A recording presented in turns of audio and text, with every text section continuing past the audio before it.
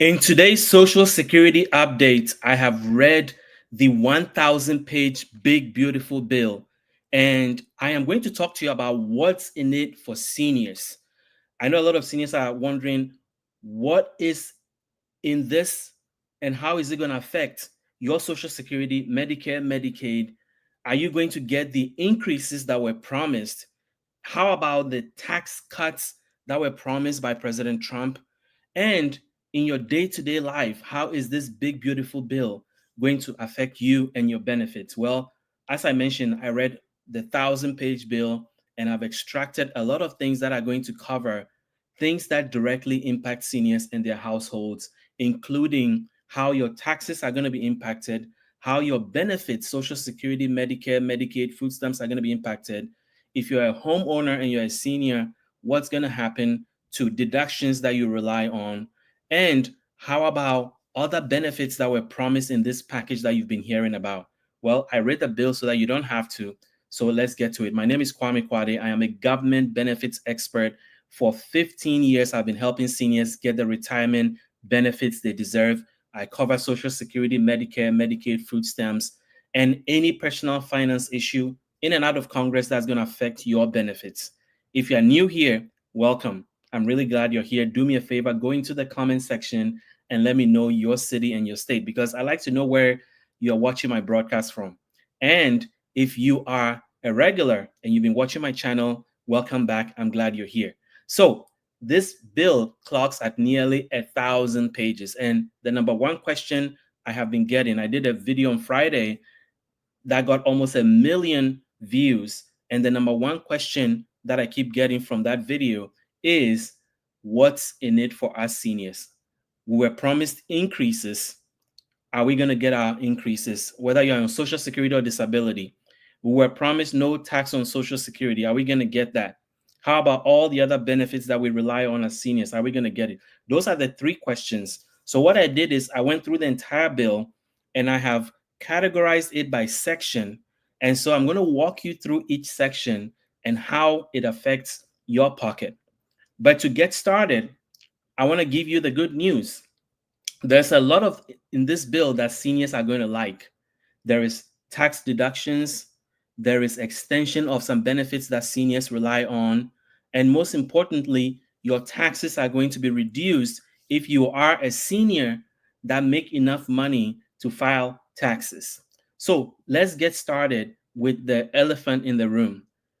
Are you going to get an increase? Well, the president promised that he was going to increase your Social Security take-home money by eliminating taxes on Social Security. That was the first promise that was made. Is that in this bill? It isn't. What is in this bill is a tax credit or a tax deduction, actually, a tax deduction for seniors. So why didn't they put the no taxes on Social Security in the bill? Well, the shortest explanation for that is that they realized that it was going to be too expensive. And so they put in something that was going to expire at the end of the president's term. So the first benefit that seniors get out of this bill is a tax deduction of $6,000.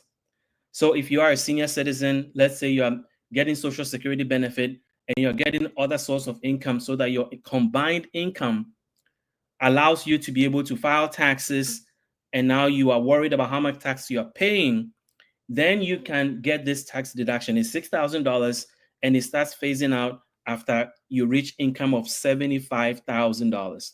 So you have to make essentially $75,000 as a senior in order to get the entire tax deduction.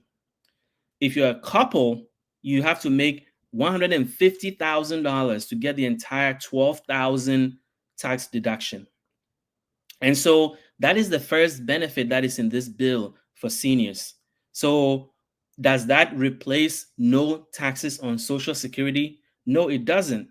Some seniors are still going to pay taxes on Social Security, but this helps reduce the percentage of seniors that are going to be paying taxes on their Social Security because the tax deduction is supposed to help in some way reduce your taxable income. So that's the first benefit. So I want to be clear. No taxes on Social Security is not in this bill. The replacement is a $6,000 tax deduction that seniors get. The second benefit to seniors in this bill is the no taxes on tips and overtime. So if you are a senior citizen and you are working and you are getting tips up to the 25,000, the first 25,000 of it is going to be tax deductible. But this expires at the end of the president's term. So in 2028, after that, you cannot claim this benefit. But let's say that it's a win, because at least for now, between 2025 and 2028, if you're a senior citizen and you're working and you're getting tips, you are going to be able to deduct the first $25,000. The third thing you're going to get is no taxes on overtime. So if you're working again as a senior, you're getting overtime pay, the first $12,500 are deductible. So you don't have to pay taxes on that.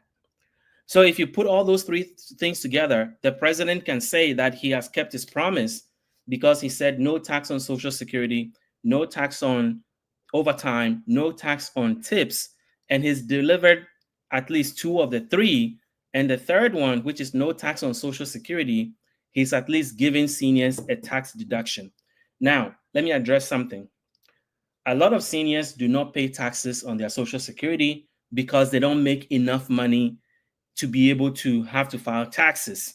And that's about 40% of seniors. So then the question is, if you're part of that 40% of seniors, are you getting anything out of this bill in terms of an increase? The short answer is no. But there are 7 things that the president and Congress can do for seniors in this category, which is low-income seniors. So I'm going to talk about that. So hang with me here, stay till the end of this video. I'm going to talk about the 7 proposals that are in front of Congress right now that the president and the Congress can get behind to bring immediate relief to seniors that are in the low-income category that did not benefit from this bill, because majority of the benefits in this bill was skewed towards high-income seniors and high-income households. But it doesn't mean that all is lost. There is still a lot of things that the president can do for low-income seniors, and I'm going to talk about that. But let's talk about some of the things that are in this bill that have passed that are going to affect seniors in their pocketbook. So let's look at taxes.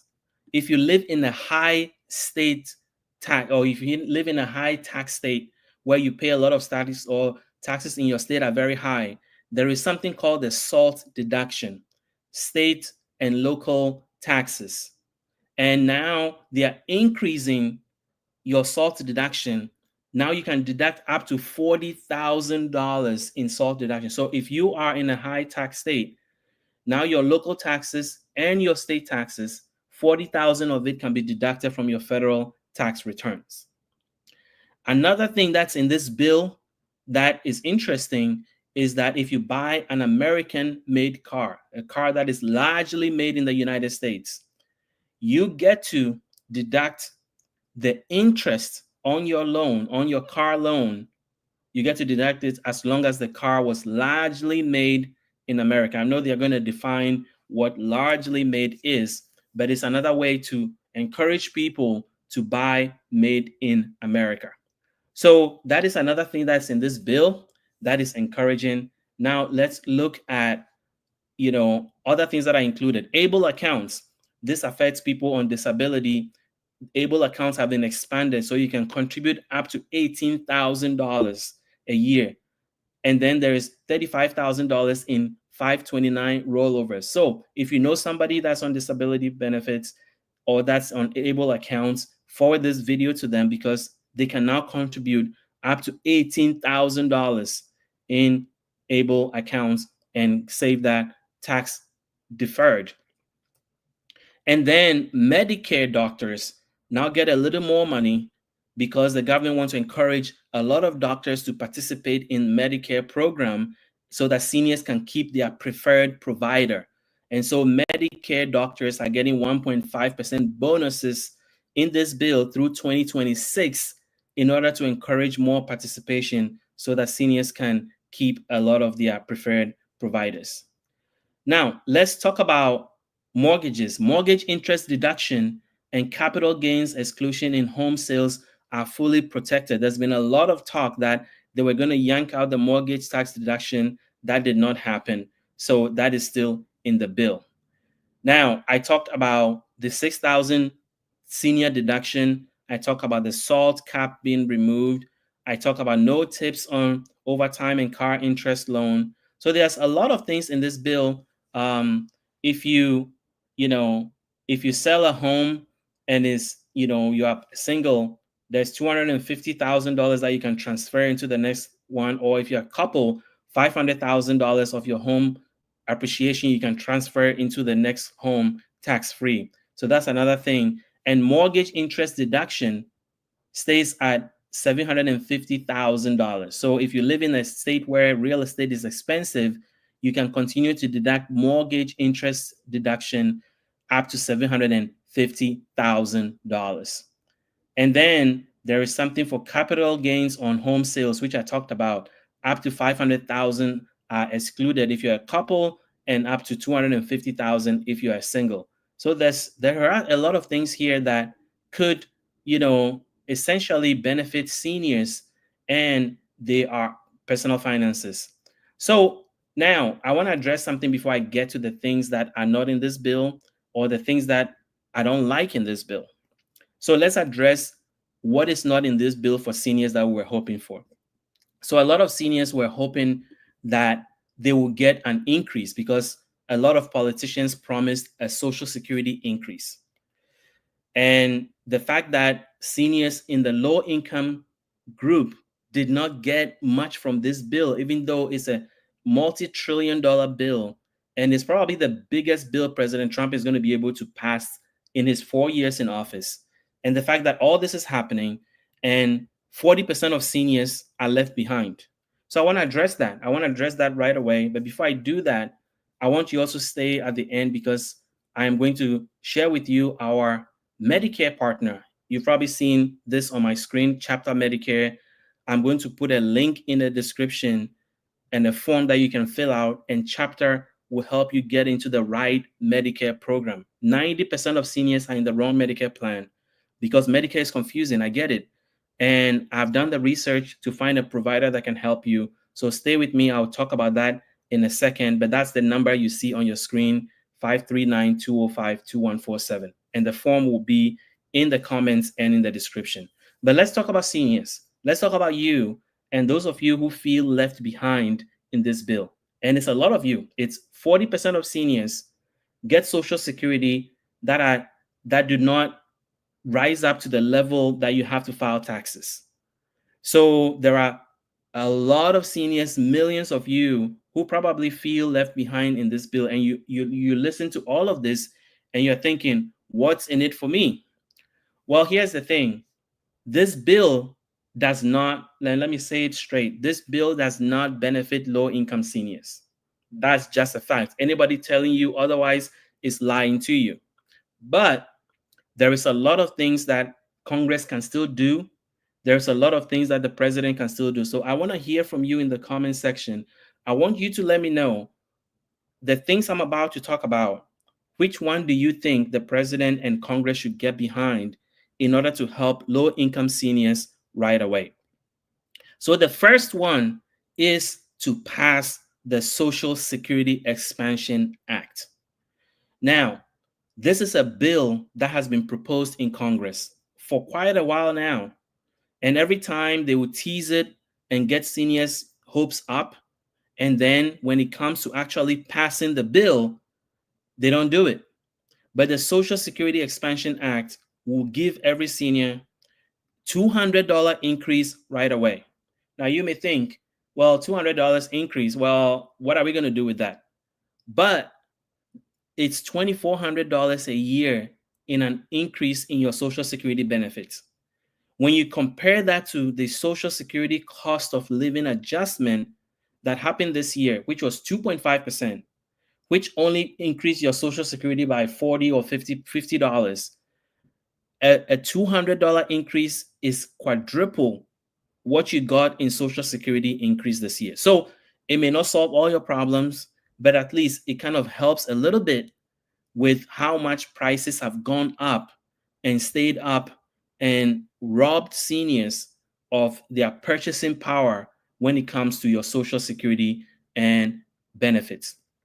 So the first thing that the president and Congress can do to help low-income seniors, now that we've realized that 40% of seniors have been left behind in this bill, is to pass the Social Security Expansion Act that permanently gives you $200 increase right away. The second thing that they can do, which I think makes a lot of sense, and I'm surprised they haven't done this a long time ago, is to pass the Social Security 2100 Act. Now, if you're listening to all of this, I'm giving you names of legislation that is already in Congress. This is not something new. This is not something I'm coming up with. This is something that Congress has looked at because somebody in Congress has proposed these acts. It's been around. It has a name. It's in their system. So they know that it exists and they've been bouncing it around. The Social Security 2100 Act will give seniors a $660 increase in benefits. For seniors that are getting the lowest benefits, what does that do? Well, first of all, there's a lot of seniors that are getting about $900 to $1,000 in Social Security benefits. In 2025, that is nothing. You pay your rent and probably all of it is gone. So there's a lot of seniors that are struggling because they're not getting enough Social Security benefit. How did that happen? It's because you may have worked 35, 40 years, you've paid your taxes, you've paid into Social Security, but unfortunately you worked in a low wage job. And so when they calculated how much Social Security you're supposed to get, you got the lowest benefit. Well, that lowest benefit puts you in poverty. Seniors that are getting the minimum Social Security benefit are living in poverty. This is not me saying it. This is the government saying it because the federal government each year releases what they call the federal poverty rate. And that is the chart that is used to determine eligibility for welfare programs, to determine eligibility for Medicaid, for food stamps, for heating and energy assistance, et cetera, et cetera. Well, if you look at the federal poverty level chart for 2025, it says that if you're making less than $15,000, you are living in poverty, according to the federal government. Well, a lot of seniors are living in poverty because there are seniors currently that are getting $900 to $1,000 in Social Security benefits.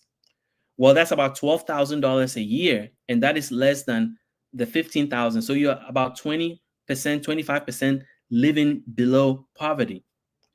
And so if the government, the president, the Congress want to really help low-income seniors after they've passed this gigantic bill that did nothing for low-income seniors, they can pass the Social Security 2100 Act. And what that would do is that it will increase the minimum Social Security benefit by $660 and put those seniors that are at the bottom to 125% of the federal poverty level. So that each year that the government announces their federal poverty chart, those seniors that are getting the minimum benefit will get automatically 125% of the federal poverty level, which means that a typical senior who is getting $12,000 in Social Security benefit today will get about $18,000. I mean, that is not a lot of money, but it at least puts those seniors above poverty, just 25% above poverty. So when we're talking about, I've been getting all these questions in the comments, what can be done for low-income seniors? Because you were excluded from the tax cuts, you were excluded for all the benefits that I mentioned earlier. Well, what can be done for you is the 2100 Acts, the passing the Social Security 2100 Acts. And I mentioned the first thing they can do is to give seniors a $200 increase right away. And so those are the two things. The third thing they can do, which I think is significantly important, is to do something about Social Security cost of living adjustment. What do I mean by that? Well, if you've been paying attention, your Social Security cost of living adjustment has been coming down slowly since the pandemic. At the height of the pandemic, it was 8.7% increase, which even though was lower than inflation, was, it was still something. And then it came to 5.2, and then it came to 3.2, and then now it's 2.5. Well, the problem is that other costs has increased dramatically. For example, Medicare Part B premiums increased by 6.6%. So Social Security is increasing by 2.5%, but your Medicare Part B premiums increasing by 6.6%. And that's the main reason why a lot of seniors feel like you cannot catch a break, because your Social Security increase comes in and is this tiny percentage, $40 or $50, and then your Medicare Part B premium pretty much eats all of that away. And so if the president and the Congress want to help low-income seniors, they will put a floor, and this is a proposal that's already been in Congress. It's been bounced around a lot. They will put a floor on the Social Security cost of living adjustment and make it 3.5%, which means that the lowest cost of living adjustment you can get if you're on Social Security, disability, spousal benefits, survivor benefit is 3.5%. That way, in years where inflation is high, you get more. And then in years where inflation is low, you at least get 3.5%, because the last couple of years, there's been time when seniors have gotten 0% increase in cost of living adjustment because the government claims that inflation has been stable. Well, this will ensure that there will be no circumstances where you will get cost of living adjustment lower than 3.5%. So that is the third thing they can do. But before I continue, I promised that I was going to talk about Medicare for a second. So give me the next 90 seconds, just 90 seconds, and I'll tell you about our partner, Chapter Medicare. So the reason why we partnered with Chapter is that the Trump administration recently sued a whole bunch of Medicare providers because they were misleading seniors and into getting them into the wrong Medicare program that did not benefit you. And so we did the research and found Chapter, and these guys are the real deal. Chapter exists to help you navigate the 24,000 Medicare plans that are out there. And that's the reason why 90% of seniors are in the wrong plan. And so how did they get started? Well, one of their co-founders watched his own parents struggle signing up for Medicare, getting into the wrong plan, paying hundreds of dollars each month, and not getting the benefits they deserve. And so that motivated them because they knew there was a better way to do this. And so that's how the company got started. And we have sent them 2,000 of our viewers already that have been helped, and they have gotten them into the right plan. So when you call Chapter that number or fill out the form in our comments, they would look at your plan and tell you if you're in the right plan. If you are, they will tell you. If you're not, they'll help you get into a better plan. And there may be a very small window for you to switch plans, and they'll be able to tell you that. So I'm going to put a link in the comments, and there's a link in that description, or you can go to the website askchapter.org/insider, or call the number on the screen, and they'll be able to help you. When you call, these are the guys you're going to be talking to. Real people, trusted. They are A+ rated in the Better Business Bureau, tons of 5-star reviews, and they can save you $1,100. So that was 90 seconds. Thank you for listening. Call Chapter. Guys, they are the real deal. So let's get back to your benefits, and let's talk about what the government, the president, and the Congress can do for seniors that are on low income, that do not file taxes, that feel left out of this bill, and how they can help you. So the fourth thing they can do is to do something about SNAP benefits. You may have heard that a lot of SNAP has been cut out of the bill, but here's the thing. Seniors are frustrated, and 5 million seniors are eligible for food stamps but don't apply. And the main reason is that seniors are frustrated with the paperwork, they are frustrated with the asset limit, and most importantly, are frustrated with the minimum benefit. I have seen a lot of comments in our videos where seniors will apply for SNAP and then they get $23, which is the minimum benefit. And so they give up because what is $23 going to do today? And so what I think can be done is, number one, increase the minimum SNAP benefit to $75. I think that's the first thing the Congress can do, the first thing the president can do to help low-income seniors further help them with their personal finances. So increase the minimum SNAP benefit to $75. The second thing they can do about SNAP is to do something about the asset limit. Now, if you've applied for food stamps, you know the asset limit for seniors is $4,500. What does that mean? Well, it means that if you have more than $4,500 in savings, you are kicked off the program or you don't even qualify. And you may think, okay, well, if a senior has $4,500, why are they applying for SNAP? Well, the problem is that you need that money for emergencies because the average senior spends about $6,600 on medical emergencies, Medicare copays, deductibles, etc. Now, remember, Medicare only covers 80% of what you need. It doesn't cover your drugs, prescription drugs. It doesn't cover hearing, dental, vision, etc. And so $4,500 in savings is reasonable for a senior to have, especially given that there's so much out-of-pocket cost that comes with Medicare.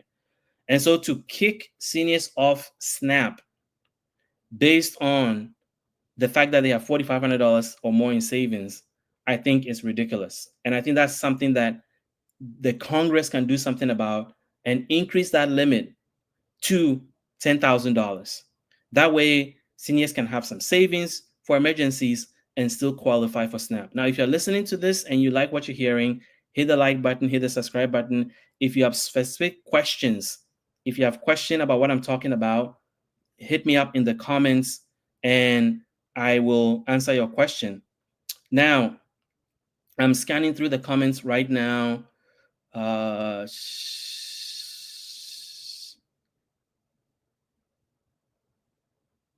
So somebody's asking, you did not answer my question. If you get 66,000 or 75,000, are they going to give you the 6,000 part of the money? So the $6,000 is a tax. So this is Barbara Hayes. The $6,000 is a tax deduction. So you have to wait till you file your taxes. And depending on how much income you have, up to $75,000, you can get the entire 6,000 deduction. Remember, it's a deduction. So if you make less than that, you are not going to get the entire 6,000. You're going to get based on how much, how close you are to that 76,000. Now, if you make, let's say, $25,000, you're not going to get much out of that $6,000 because the more you're closer to the 75,000, the more you are going to get in those benefits. Now, I'm going to review the comments again. The Social Security Expansion Act being passed will surely help all social. I agree. I mean, I think that if they want to really help seniors, the number one thing will be to pass the Social Security Expansion Act. Number two is to pass the Social Security 2100 Act. Number three, do something about cost of living adjustment and put it at 3.5%. Number four, do something about food stamps and keep the minimum or increase the minimum food stamps benefit to $75 and increase the asset limit to $10,000. Another thing they can do to help seniors is do something about property taxes. Every week in our comments, I hear a senior talking about the fact that property taxes are crushing seniors. Even if you've paid off your house, now you have to deal with this gigantic bill. And a lot of seniors cannot do that. So now that they've created a huge fund for all these categories of people, they made a $50 billion fund to help rural hospitals. There's another fund to help, defense contractors. All these groups are getting money. Why can't they put a fund that can assist seniors that qualify with property taxes? And then while we are at it, let's talk about healthcare, Medicare. There's been a lot of cuts to Medicaid in this bill. But I think the part that was damaging was the part that relates to seniors. 1 in 3 seniors are on both Medicare and Medicaid. Why? Because if you're a low income senior and you cannot afford your Medicare Part B premium, you cannot afford your Medicare out of pocket cost, you become eligible for Medicaid, and Medicaid helps you pay for those costs. Well, a lot of this bill was cut, a huge cut in Medicaid, and that is going to impact a lot of seniors. So I think another thing they can do is to make more seniors eligible, for both Medicare and Medicaid. And that way, seniors that are struggling, I mean, if you're getting $1,200 and they take $185 from your check to pay for Medicare Part B, you are barely left with $1,000. And that's why a lot of seniors are living in poverty, because they don't make enough money. And when you take the Medicare cost out of it, it leaves you with nothing. And so if that is you, I want to hear from you in the comments, because a lot of seniors fall into this category where they feel forgotten and that your struggles are real, but you hear these gigantic bills that are passed, it gets hyped up, and promises are made that they're going to take care of all seniors.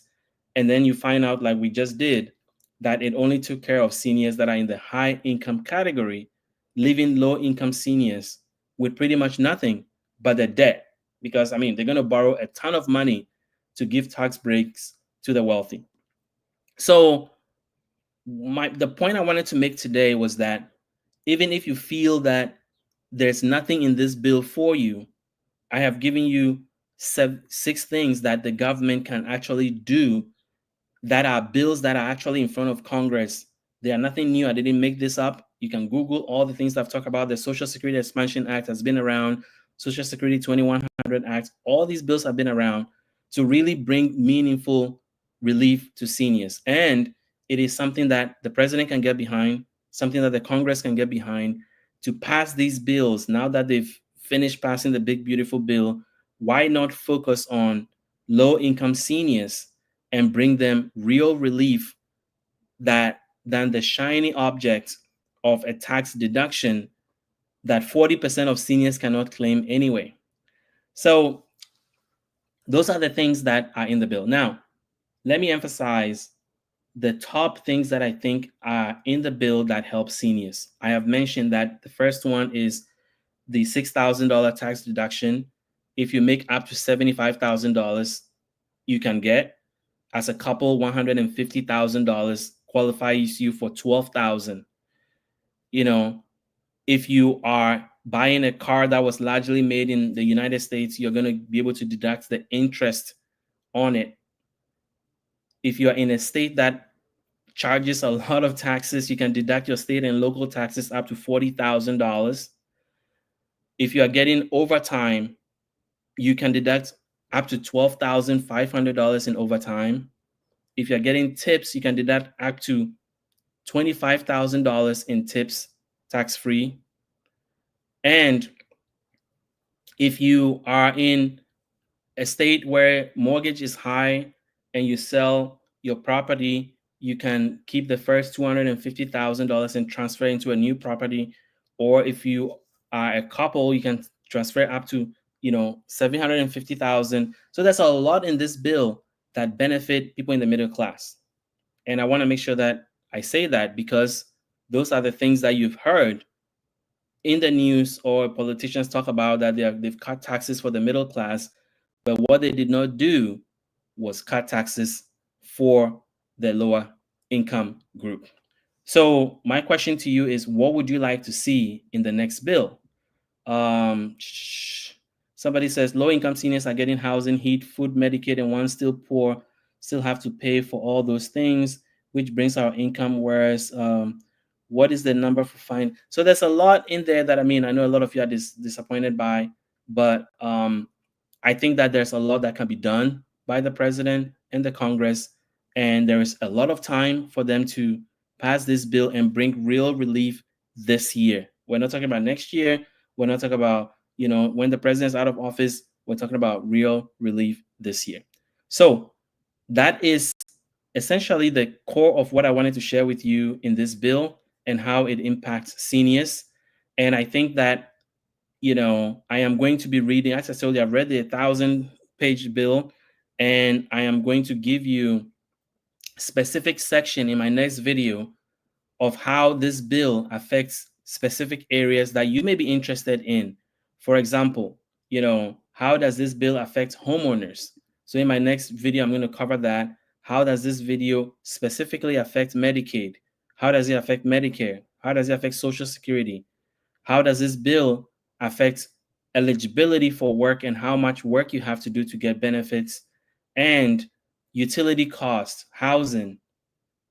All that I'm going to break down for you in the next video tomorrow, Monday. So stay tuned. But I wanted to hop on this Sunday and just give you like highlights of what I've read so far and the cliff notes of, okay, this is my broad understanding of how this bill benefits seniors and what you should take out of it. So thank you for hanging out with me on this Sunday afternoon. I'll see you all tomorrow.